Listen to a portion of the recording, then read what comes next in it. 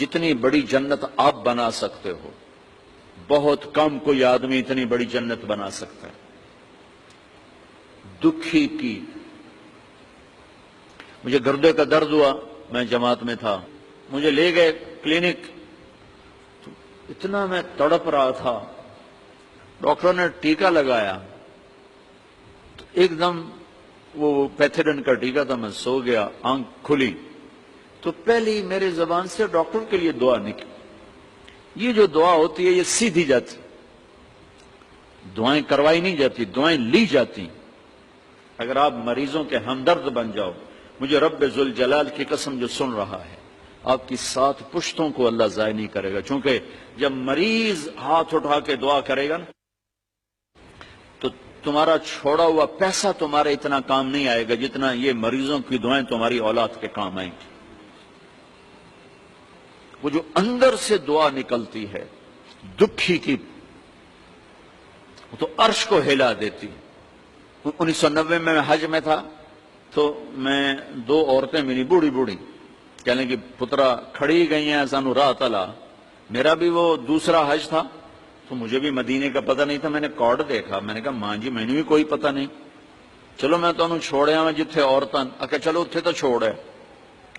تو میں ان کو لے گیا، وہ ادھر تھیں اور نماز پڑھنے کی عورتوں کی جگہ ادھر تھی، تو میں مسجد کے اوپر سے چکر کٹوا کے وہاں لے آیا۔ میں رہتا تھا ادھر یعنی حرم کے اس طرف، میرے ساتھ میری بیگم، پھوپھی مرحومہ، والدہ مرحومہ بھی تھی۔ عشاء پڑھ کے میں ان کو لے کے نکلا، ایک وہاں مدینہ کے ایک دوست نے اپنا گھر مجھے دیا ہوا تھا، تو جب میں گھر کے قریب پہنچا وہ دونوں بڈھی مائیں پھر میرے گھر کے قریب فٹ پاتھ پہ بیٹھی۔ میں نے کہا اماں جی ادھی کدے آ گیا کہ پتر مڑ کھڑی گئی ہیں۔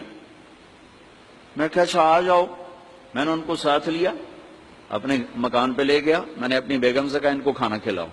وہ کارڈ لے کر میں نے اپنے دوست کو فون کیا جس کے گھر میں ٹھہرا تھا کہ اپنی گاڑی بھیجو، اس نے گاڑی بھیجی، میں اس کے دفتر گیا، اس کو دفتر سے اٹھایا، میں نے کہا چلو یہ ایڈریس تلاش کریں۔ ہمیں کوئی پونا گھنٹہ لگا، ہم نے وہ جگہ تلاش کر لی، جگہ تلاش کر کے میں واپس آیا۔ دونوں مائیں 70 پلس تھیں، وہ روٹی چھوٹی کھا کے سوئی پڑی تھی۔ میں نے کہا اماں جی اٹھو تہاڈا گھر ویکھ آیا تانوں چھڈ آواں۔